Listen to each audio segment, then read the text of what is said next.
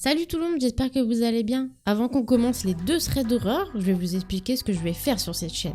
On va généralement parler d'horreur et de threads d'horreur et de tout crime. Et je suis ouverte à d'autres concepts sur la chaîne si vous avez des idées. N'hésitez pas à écrire un commentaire pour me donner vos avis positifs ou négatifs, mais surtout constructifs. Je vous laisse regarder la vidéo et si vous avez aimé, n'hésitez pas à liker et vous abonner en activant la petite cloche. Vous pouvez aussi me suivre sur Instagram, Arzilstory. Allez, éteins les lumières et installe-toi confortablement. L'histoire que je vais vous raconter, c'est celle de Julien. Elle se déroule en 2014. À cette époque, Julien a 14 ans et habite dans le 16e arrondissement de Paris. Quelques jours avant les faits, il faut savoir que la police est venue faire une prévention dans leur collège pour leur expliquer, entre autres, que les enfants se faisaient suivre jusqu'à chez eux et qu'il faut faire attention. Quelques jours plus tard, Julien sort du collège vers 16h30, 17h, avec un ami qui s'appelle Tristan. Julien et Tristan font une partie du chemin ensemble, environ 500 mètres. Arrivé devant une pharmacie, un homme grand et imposant s'approche d'eux et frappe Tristan au visage, puis s'en va. Sur le coup, Julien n'a pas bien réagi, puisqu'il a cru à ce moment qu'il s'agissait d'une connaissance de Tristan, et que en guise de bonjour, l'homme lui avait mis une petite claque. Mais quand Julien a regardé son ami, il a vu qu'il était resté figé, et aucun mot ne sort de sa bouche. Puis, Julien a regardé autour de lui pour voir si quelqu'un d'autre avait vu ce qui s'était passé. Mais apparemment, cela n'a choqué personne. Pour info, vers 17h, dans le 16e, il y a beaucoup de monde, surtout là où ils se trouvent. La seule personne qui est venue les voir est un vieil homme qui leur a dit qu'il ne faut pas faire attention et que l'homme qui a frappé son ami est sûrement fou. Finalement, son ami est rentré et est ensuite allé avec sa mère faire une déclaration au poste de police. Après vous avoir un peu exposé la situation, passons à l'histoire. L'événement se passe un vendredi, 1 ou 2 semaines après l'agression de Tristan. Et le vendredi après-midi, ils ont sport. Sauf que ce jour-là, Julien ne peut pas y aller, car il porte des semelles pour les pieds. Et la veille, le médecin lui a manipulé le dos pour lui soulager des douleurs et il lui a conseillé de ne pas faire de sport pendant quelques jours.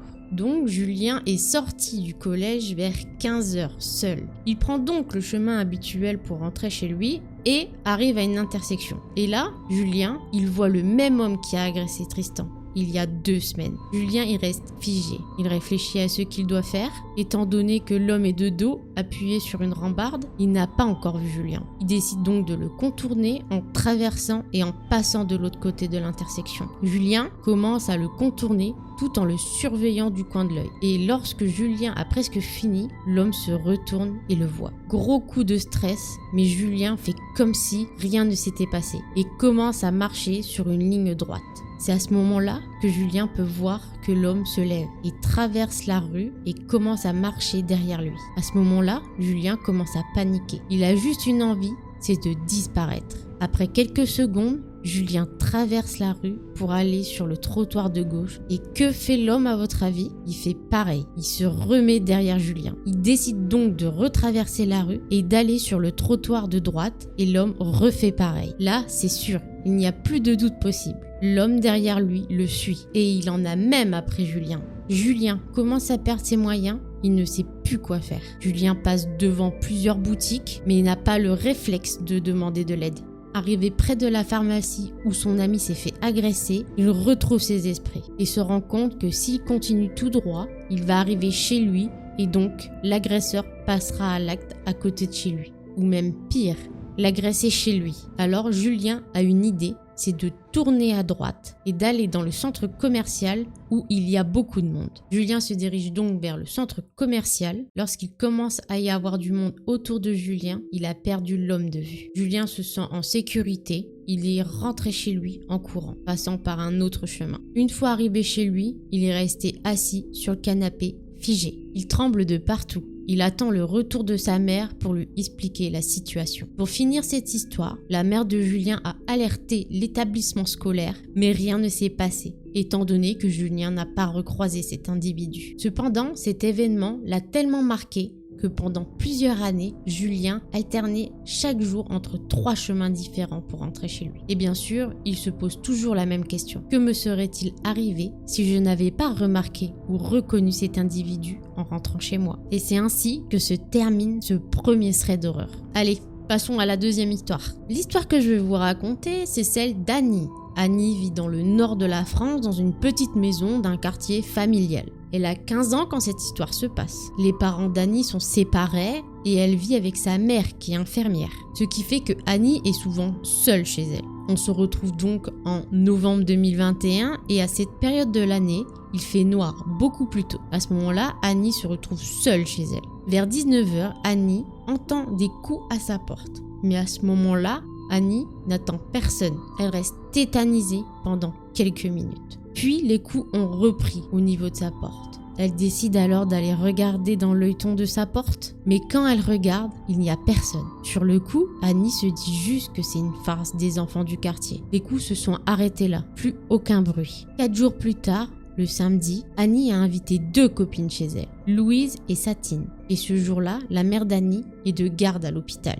Annie et ses amis décident de mettre un film dans le salon. Mais avant ça, Annie veut mettre son téléphone à recharger. Elle est donc montée prendre son chargeur dans sa chambre. Les 2 amis d'Annie sont donc restés en bas. Quand Annie est redescendue pour aller regarder le film avec ses amis, elles lui ont dit qu'elles ont entendu des coups à la porte. Ces 2 amis ont d'abord pensé que la mère d'Annie voulait rentrer. Mais quand elles ont ouvert la porte, il n'y avait personne. Puis Annie leur a raconté ce qui s'était passé le soir où elle était toute seule. Les filles ont commencé à paniquer. Elles sont là, toutes les 3, à se regarder pour savoir ce qu'il va leur arriver. Louise les a alors rassurées et leur a dit que c'est sûrement elle qui créait ce coup de stress et que c'est juste une coïncidence du dernier soir. Après ça, la soirée s'est bien déroulée et plus personne n'est venu. On avance quelques jours et on se retrouve mercredi soir. Annie revient de l'épicerie après s'être acheté une pasta box. Après avoir mangé,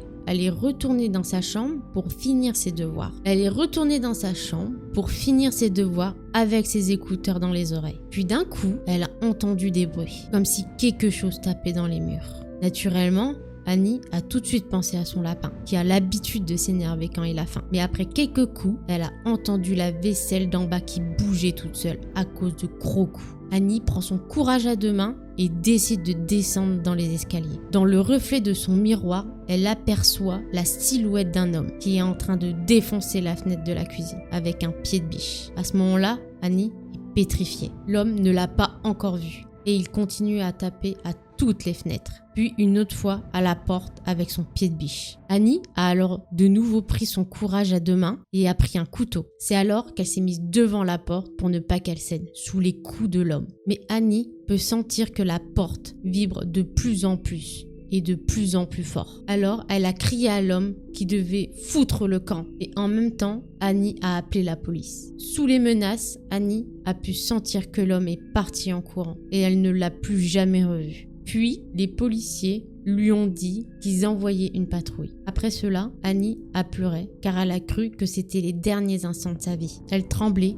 et avait du mal à respirer. 10 minutes plus tard, une patrouille est arrivée, mais ils n'ont rien pu faire, à part faire des patrouilles régulièrement autour de chez elle. Mais cet homme n'a jamais été arrêté, et elle se demande encore aujourd'hui ce qui se serait passé si elle n'avait pas entendu les bruits ce jour-là. Bon bah voilà, ces 2 threads d'horreur sont finis. J'espère qu'ils vous ont fait frissonner. Si tu as aimé, n'hésite pas à t'abonner et à liker. Sur ce, on se retrouve la semaine prochaine pour une nouvelle vidéo. Allez, prenez soin de vous, à la prochaine, plein de bisous!